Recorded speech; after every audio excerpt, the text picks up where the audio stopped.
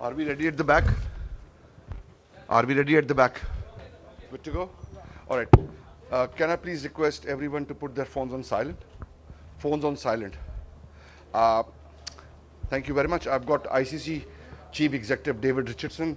It has been an absolute pleasure to be part of his team until last month. David, thanks for bearing with me. David will make the opening statement, and then we'll open the floor. Please raise your hands, wait for the mics, and then the mic will come to you. Please introduce yourself and ask the question. Thank you. Good evening, everybody. Thank you, Sami. I would just like to say, first of all, thank you to the Pakistan Cricket Board for inviting my wife and I to the PSL final. I think this is a great step forward for Pakistan cricket. As you may be aware, ICC has tried to support Pakistan cricket in getting international cricket back to Pakistan on a more regular basis.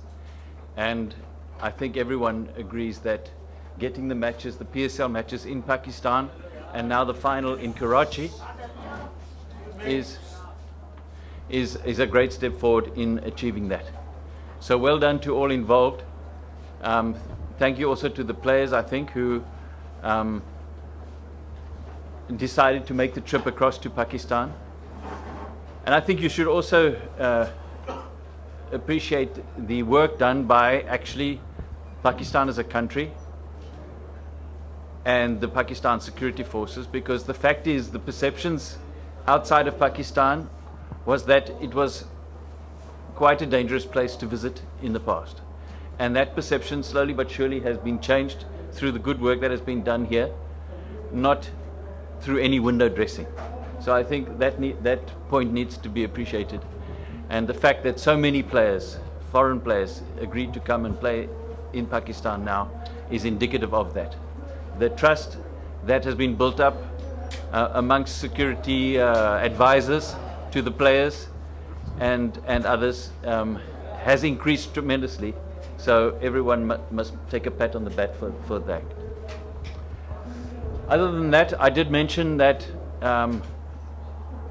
you know, the way Pakistan we're living in a dangerous world. You see what's happened recently in New Zealand, and the attitude that the Pakistan country and the Pakistan Cricket Board have also taken towards this type of trouble that the world is facing is commendable. And we talk about the spirit of cricket, and we talk about the purpose of cricket, which is to unite, inspire and empower communities. Pakistan has been a good example to everyone, to the world in that regard, and hopefully they will keep it up. That's off the field as well as on the field. Generally, we must commend the Pakistan team over the last year or so with the spirit, the way they're playing the game on the field. Hardly ever contesting an umpire's decision, just getting out, playing the game instead of playing the man. So again, I'd like to record our appreciation for the way the Pakistan team is playing the game. Other than that, hopefully I can answer some of your questions. Thank you, David. Shahid. You spoke about the Christchurch card. So is there a growing need or the responsibility of the cricketing world to enhance security, especially around the World Cup, which is just 2 months away? I think that I think it's always been the case that we've had to make sure that we keep security as absolute priority, not only for the players but also for the visiting media, fans, spectators, and everyone who attends the event. You'll recall at the Champions Trophy in England a couple of years back, there were a few incidents that happened. So I don't think security is anything new. Obviously, something happening in New Zealand probably took a lot of people by surprise, and it just emphasizes the need for us not to be complacent, especially going, as you say, going into the World Cup.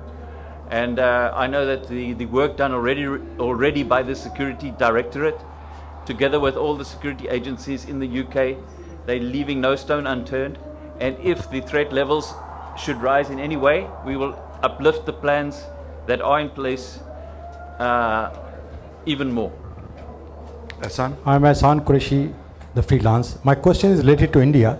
Recently, Indian players weared the army caps, and we got a lot of confusion here because ICC granted the permission to wear that cap, but they said that was a charity thing of that.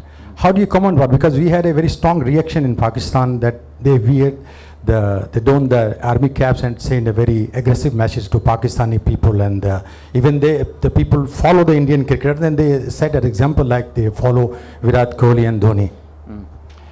I think what people need to understand is that we have quite a rigorous, a robust regulatory framework by which we grant consent to these types of things.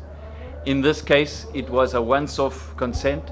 It was granted subject to the messaging around the wearing of the caps simply being in sympathy with the people who had lost their lives in the attack, and in particular to help them raise funds for the families of the people who had lost their lives. It was given solely with that purpose, and in particular it was given subject to them making no political statement around what was happening. It was a once-off. We do realize that we are living in sensitive times, but we try and where we can to support member countries.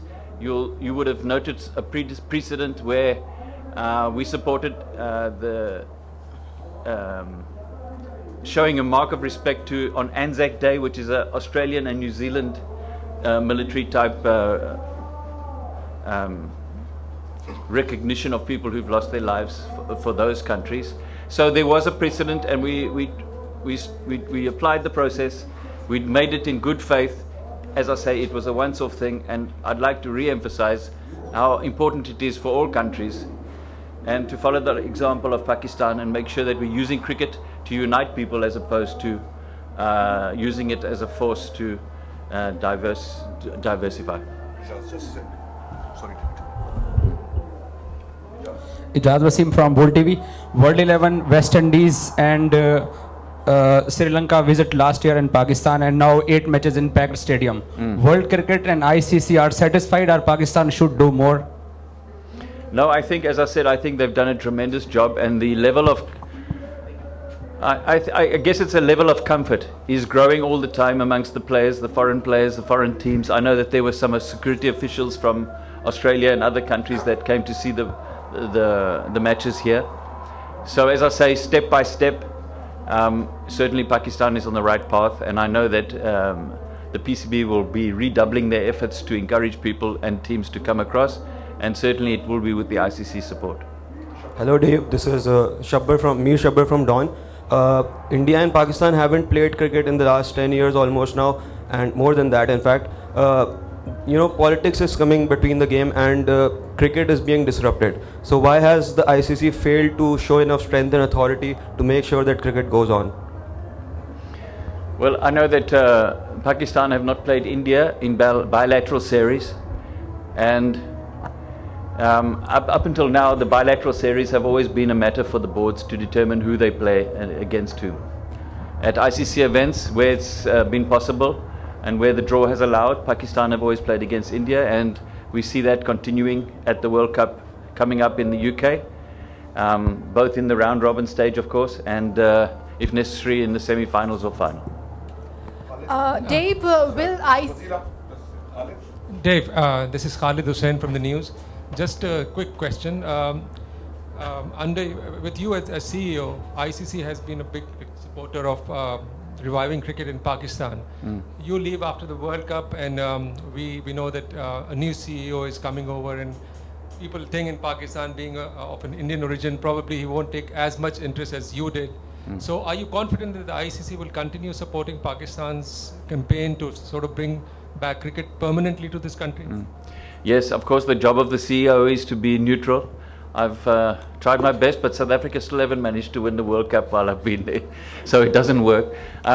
Look, it's one of our priorities for 2019. Those priorities have been set to continue with our support in making sure that international cricket returns to Pakistan. So I'm confident that we will not change the policy in that regard. David will take last 2 questions, Fazila and here. Dave, my question to you is, if India says no to Pakistan in World Cup matches, what would be ICC's role? And is this individual right of a team to say no in World Cup sort of event?